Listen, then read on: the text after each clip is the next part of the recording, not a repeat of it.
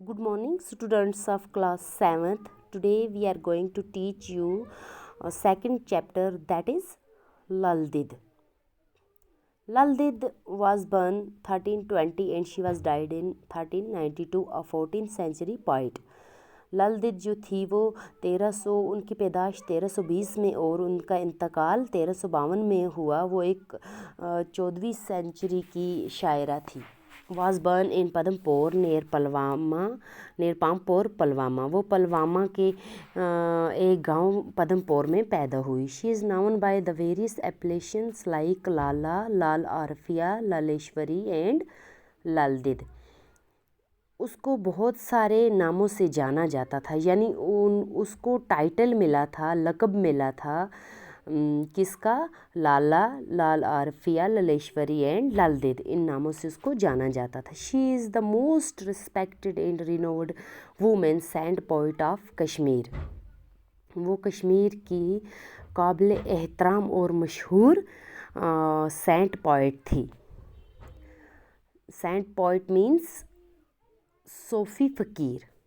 She was married at the age of 12 and her married life proved unhappy, and she left her in-laws at the age of 24 to take sannyas, renunciation. तो उसने क्या किया, उसकी शादी हो गई जबकि उसकी उम्र थी 12 साल। 12 साल की उम्र में उसकी शादी हो गई और वो अपनी जो शादीशुदा ज़िंदगी थी उसमें खुश नहीं थी। नाखुशगवार गुजारी उसने अपनी शादीशुदा ज़िंदगी। और जब वो 24 ईयर्स की हुई तो उसने संन्यास ले लिया। और she was greatly influenced by the शिविट and Sophie school of thoughts. She give up worldly pursuits and pleasure to know God. तो वो तो शिविज़म और सोफ़ी स्कूल से बहुत मुतासर थी, यानी कि शिविज़म जो है उससे वो तो मुतासर थी। और साथ में SoFi school of thoughts, SoFi means a member of an Islamic religious group which tries to achieve unity with God by living a simple life and by praying and meditating। यानी कि उसने क्या कर दिया था, जैसे इस्लाम में लोग क्या करते हैं, बिल्कुल अपनी जो ज़िंदगी है सिंपल तरीके से गुजारते हैं और अपनी ज़िंदगी बिल्कुल प्रे करने में गुजार देते हैं, इबादत में लगा देते हैं। तो इसने भी वही काम किया। She give up worldly pursuits and pleasure to know God. इसने भी अपनी जो दुनिया के काम काज थे वो छोड़ दिए और जो अपनी ज़िंदगी की खुशियाँ थी वो छोड़ के इसने इबादत करने में खुद की जो लाइफ थी उसी में गुजार दी, यानी को अपने आप को बिल्कुल खुदा की बारगाह में इसने डाल दिया। She not only became a mystic of Kashmiri Shivat sect but also a Sufi saint। वो सिर्फ शिविज़म की जोगी नहीं थी बल्कि वो सूफ़ी फ़कीर भी बन गई। She created the mystic poetry called Wahak।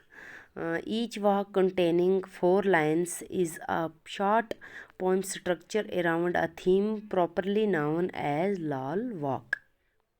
अब उसने जो ये पोइट्री यानी कि पोइट्री शुरू कर दी उसने लिखनी, तो बोलनी कहनी, तो वो क्या थी, सोफियाना थी, यानी कि वाक मीन्स कहावतें।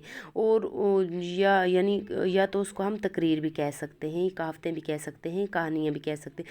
तो उसने वो अब कहनी शुरू कर दी। उसके जो वाक थे उसमें सिर्फ 4 मिसरे होते थे, ठीक है, 4 मिसरों के उसके वाक होते थे, यानी कि हर मिसरे में 4 लाइनें होती थी। Is a short poem structure around a theme properly known as लाल वाक। अब उसकी जो मजमून था उसको किस नाम से जाना जाता था? लाल वाक के नाम से। हर poetry is considered the earliest composition in the Kashmiri language and play an important role in the history of Kashmiri literature।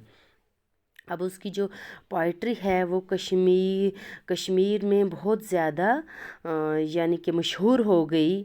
اور کمپوزیشن مینس تخلیق. تو اس کی جو پوئٹری تھی وہ کشمیر میں بہت تخلیق پہ تھی, اور اس نے بہت امپارٹنٹ جو تھا رول پلے کیا تھا کشمیری لٹریچر میں.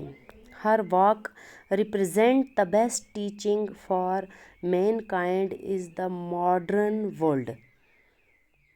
ہر walk represent the best teaching mankind in the modern world. تو اس کے جو واک تھے اس کو بنی نو انسان کے لیے کیا بن گئے تھے, بیسٹ ٹیچنگ بن گئے تھے. They inspire us to seek unity and harmony among the people of all religions and races. اب یہ ہر مذہب اور ہر یعنی کہ ذات کے لیے کیا تھے, روح انسانی کا کیا کرتے تھے, ذکر.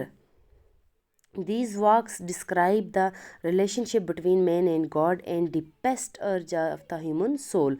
اب کیا تھے یہ جو اس کے واک تھے, یہ ایک ریلیشن دکھاتے تھے خدا اور یعنی کہ انسانی روح کے درمیان. That is so to be one with the Almighty. اور یہ خدا کے ساتھ بالکل کیا تھا, انسان کو, انسانی روح کو جڑا ہوا دکھاتے تھے. اس میں ایسی ہی اس کی تقریریں تھیں.